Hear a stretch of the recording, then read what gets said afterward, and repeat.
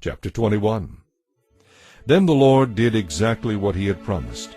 Sarah became pregnant, and she gave a son to Abraham in his old age. It all happened at the time God had said it would, and Abraham named his son Isaac. 8 days after Isaac was born, Abraham circumcised him as God had commanded. Abraham was 100 years old at the time.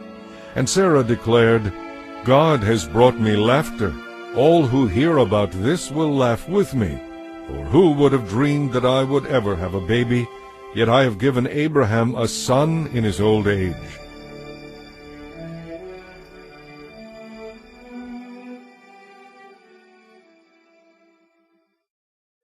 As time went by and Isaac grew and was weaned, Abraham gave a big party to celebrate the happy occasion. But Sarah saw Ishmael, the son of Abraham, and her Egyptian servant Hagar making fun of Isaac. So she turned to Abraham and demanded, "Get rid of that servant and her son. He's not going to share the family inheritance with my son Isaac. I won't have it."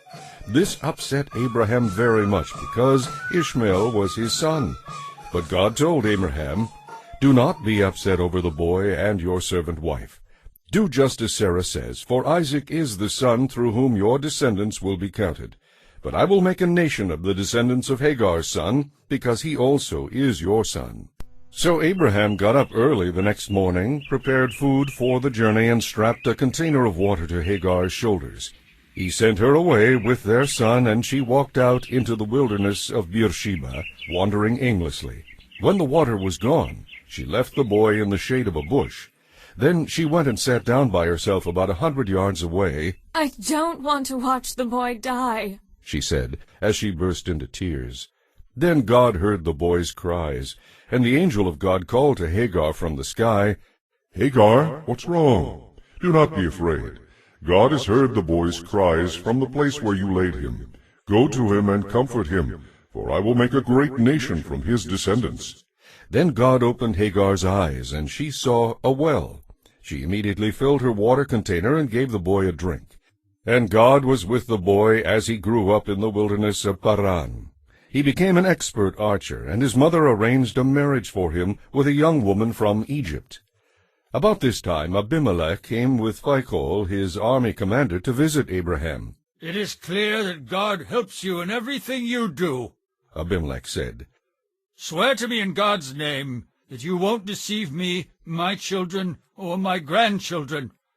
I have been loyal to you, so now swear that you will be loyal to me and to this country in which you are living."